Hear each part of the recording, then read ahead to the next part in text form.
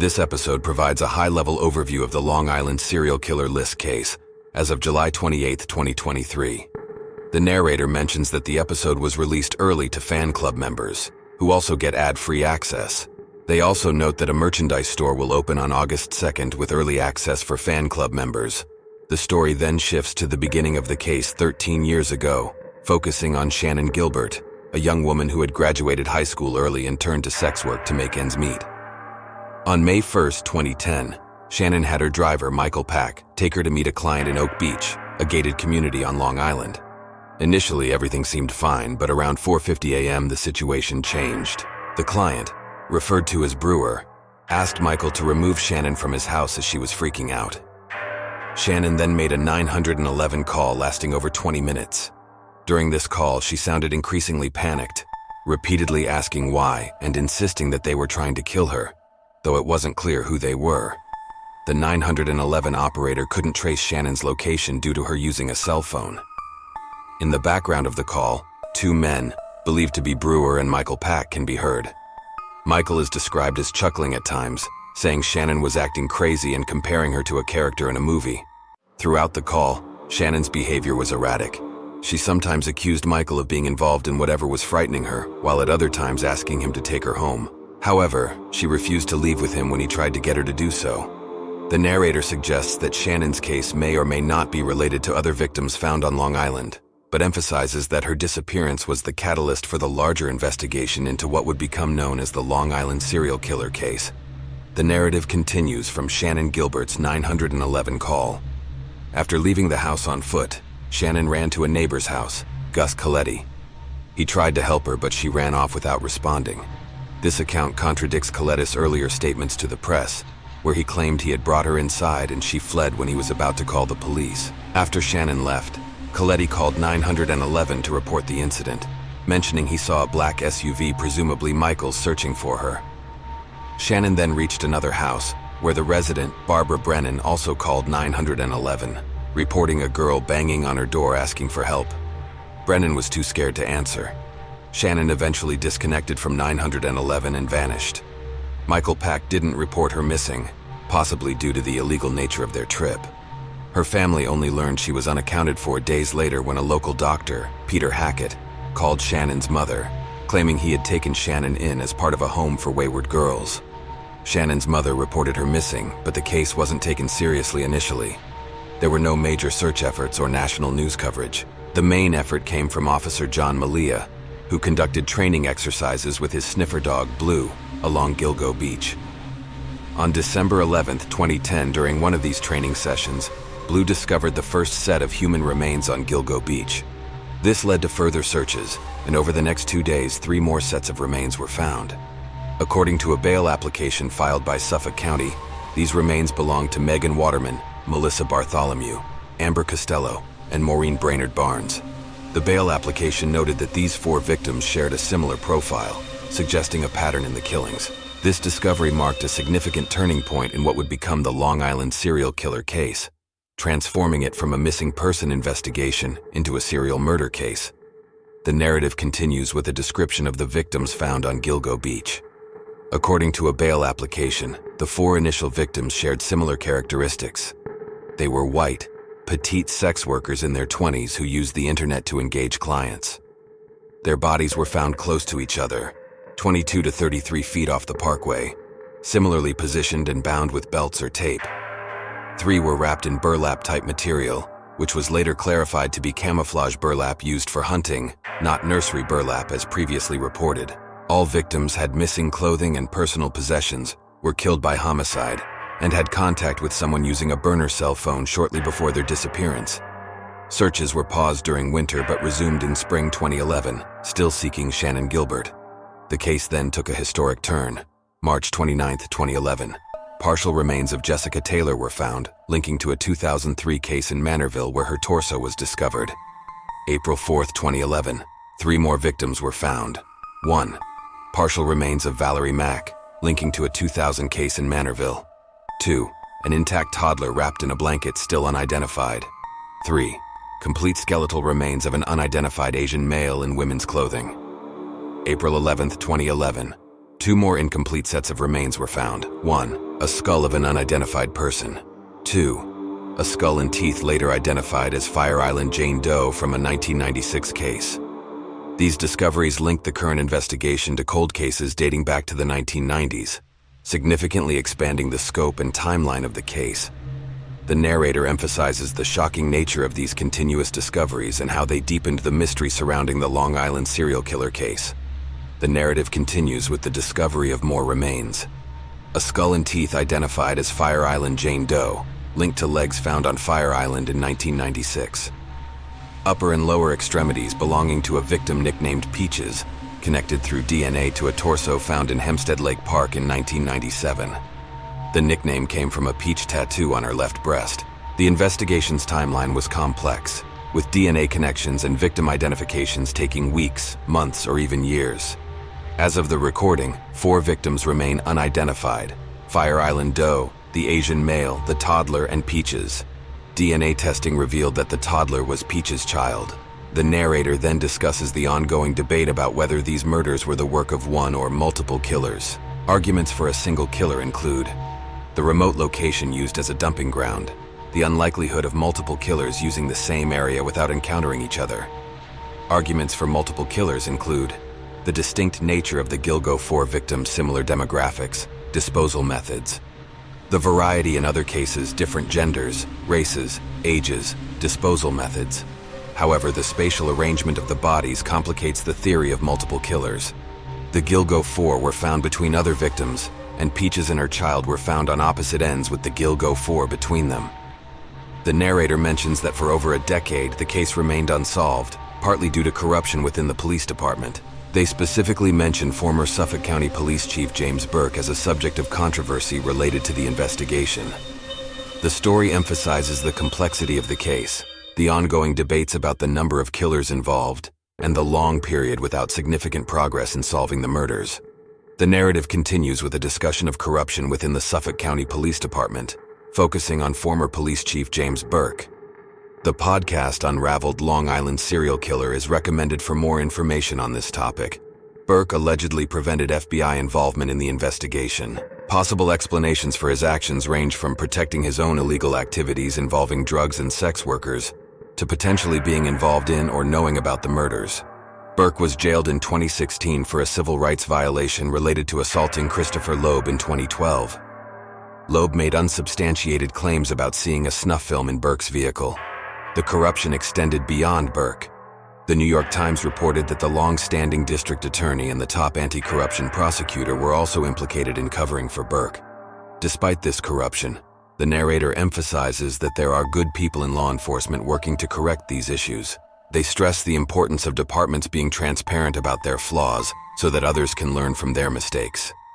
The story then moves forward to a time when Suffolk County was addressing its internal issues. During this period, they began using genealogy to identify unknown victims. In 2020, they released new evidence, a photo of a black leather belt with the initials WH or HM engraved on it, depending on how it was viewed. The police were very secretive about this piece of evidence.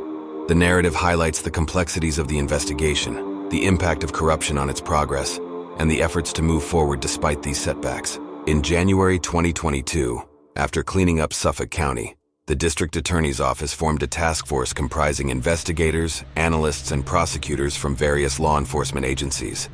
Within 6 weeks, they identified a suspect using information that had been available all along. The delay in progress was attributed to the investigation being hindered from the top down. The breakthrough came from reviewing Amber Costello's case, one of the Gilgo 4 victims. Before her disappearance, Amber and an associate had an interaction with her presumed killer. Amber was known for a ruse where she would trick clients out of money with the help of a man posing as her angry boyfriend. Shortly before her disappearance, Amber was contacted by someone using a burner phone. The client came to her home, and despite the ruse being enacted, he remained calm and left.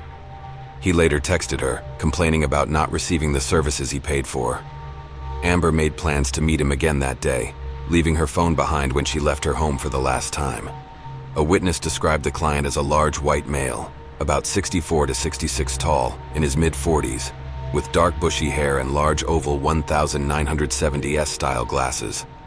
The witness also noted a first-generation Chevrolet Avalanche in the driveway. Investigators began by checking vehicle databases. Rex Heuermann was initially just a name on a list of people who owned this specific car model in 2010. He lived across the bay from where the bodies were found, about a 20-minute drive away. He matched the physical description: tall, white, and heavy-set. This summary covers the key developments in the investigation, focusing on the formation of the task force, the breakthrough in Amber Costello's case, and the initial identification of Rex Heuermann as a potential suspect. Rex Heuermann, initially just a name on a list, was a family man with 2 kids and a thriving business in Midtown Manhattan. The Midtown Manhattan connection was crucial to investigators. After Melissa Barthelomy's disappearance in July 2009, her cell phone was used to check voicemail and make taunting calls to her family. In one call, the male caller admitted to killing and sexually assaulting her. Investigators had records from burner phones used to contact the victims. Although burner phones are meant to be untraceable, they still show location data. Calls from Melissa's cell were made from Midtown Manhattan. The burner phone used to contact Melissa before her disappearance traveled from Massapequa Park to Midtown Manhattan. Later, Melissa's phone traveled back to Massapequa Park. In Megan Waterman's case, her phone also traveled to Massapequa Park after she was last seen alive. Rex Heuermann lived in Massapequa Park. To build a strong case, Suffolk County investigators tracked Heuermann's personal cell phone during the times of the Gilgo beach killings. They compared his phone's general location information from billing records to the burner phone's location records. The comparison showed numerous instances where Heuermann was in the same general locations as the burner phones used to contact victims Bartholomew, Waterman, and Costello. This included when the phones were used to check voicemail and make taunting calls after the women disappeared. Significantly, investigators found no instances where Heuermann was in a separate location from these other cell phones when such communication events occurred. This evidence strengthened the case against Heuermann, linking him closely to the locations and activities associated with the Gilgo Beach murders. The narrative provides detailed evidence linking Rex Heuermann to the Gilgo Beach murders. 1. On July 10, 2009, the last day Melissa Bartholomew was seen alive, both the burner phone and Heuermann's phone traveled from Massapequa to New York City, then back eastward. 2. On July 14, 2009, both the burner phone and Heuermann's phone showed activity in Manhattan around the same time. 3. On July 17, 2009, a male caller used Bartholomew's phone to contact her family from a location near Heuermann's office. Heuermann's phone also showed activity in New York City that day. The bail application contains numerous similar instances of phone location correlations. Investigators then obtained Heuermann's American Express records, revealing Tinder purchases. A subpoena to Tinder uncovered a profile for Andrew Roberts. Andrew is Heuermann's middle name linked to a burner phone and the email springfieldman9@AOL, Cumbria. This email was created on January 15, 2011, weeks after the Gilgo 4 were discovered, possibly indicating a change in Heuermann's behavior. The email was registered to John Springfield in another burner phone. Verizon records showed Heuermann accessed this email from his personal phone in December 2022, further connecting him to the burner phones and email. The narrator notes that this evidence, detailed in a 32-page bail application, strongly links Heuermann to the burner phones and email used in connection with the murders. Investigators discovered selfie photographs of Rex Heuermann in the springfieldman9@AOL.com email account, further linking him to the burner phones and fake email. A Google subpoena revealed 2 more fake email accounts. 1. Hunter19903A3@gmail.com with Springfieldman9 as the recovery email. The IP address used to accept terms and conditions matched Heuermann's home address. 2. Thoc080672@gmail.com linked to the same burner phone. This email was used for thousands of searches related to sex work, sadistic torture pornography, and child pornography.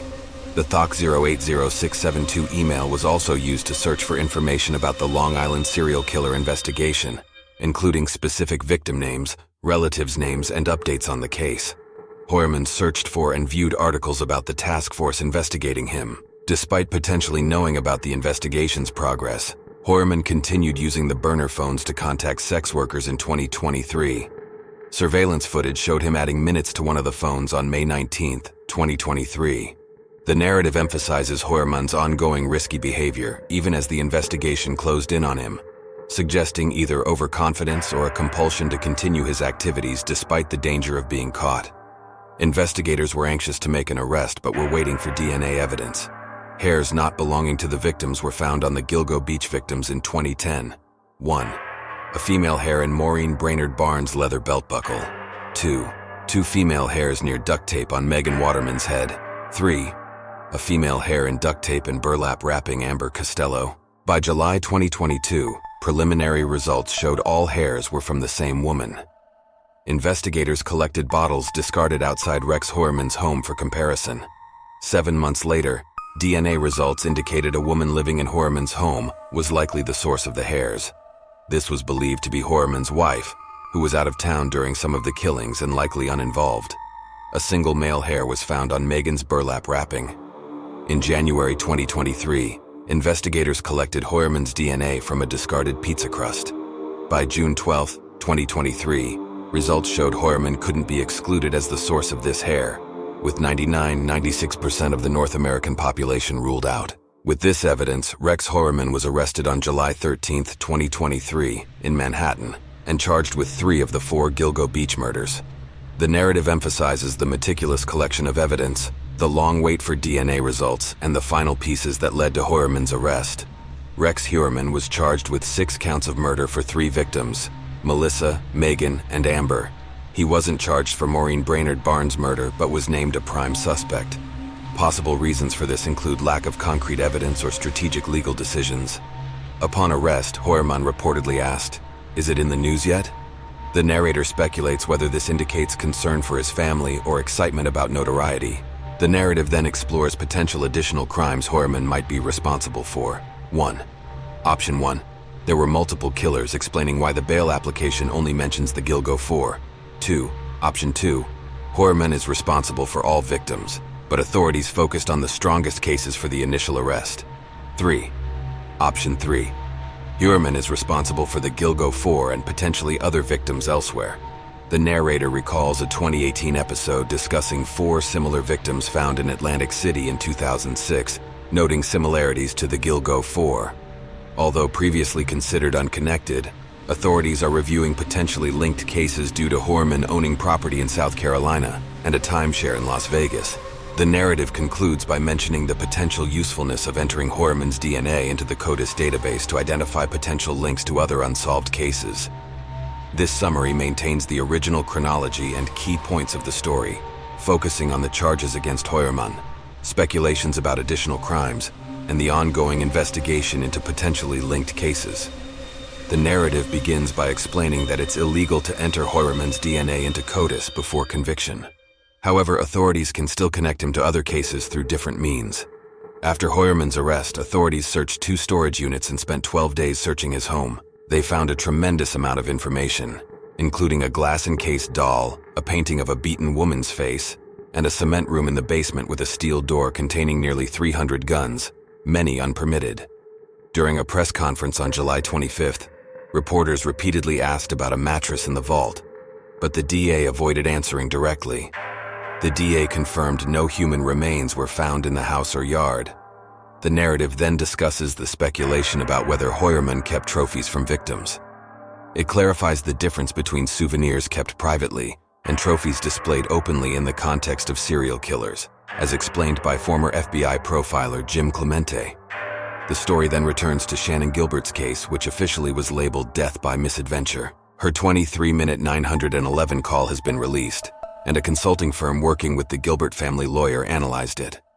The narrative maintains focus on the ongoing investigation, the search of Heuermann's property, and the continuing questions surrounding the case, particularly regarding Shannan Gilbert and the potential for additional victims. The narrative continues with an analysis of Shannan Gilbert's case. 1. Weather data from May 1, 2010, shows temperatures between 55 degrees Fahrenheit and 81 degrees Fahrenheit, averaging mid to high 50s around 6 a.m. This was deemed insufficient to cause fatal hypothermia. 2. Tide records show the water level was less than 1 inch at 6 a.m., challenging the drowning theory. 3. Dr. Michael M. Bodden, former chief medical examiner, reviewed the case and concluded there was no evidence of natural death, drug overdose, or drowning. He stated the autopsy findings were consistent with homicidal strangulation. The story then shifts to speculation about Rex Heuermann's potential connection to other Long Island victims and Shannan Gilbert. It's noted that there is insufficient information to make definitive connections. The narrative introduces claims made by the attorney representing Shannan Gilbert's family. 1. He believes more people, including a woman, are involved in the Long Island killings. 2. He claims to have received a heads-up about the arrest, mentioning 2 names. 3. He reports receiving taunting phone calls from a man and a woman since January, playing news reports from the Shannan Gilbert case and making threatening comments. 4. One call allegedly referenced the family's dinner, suggesting the callers were watching them.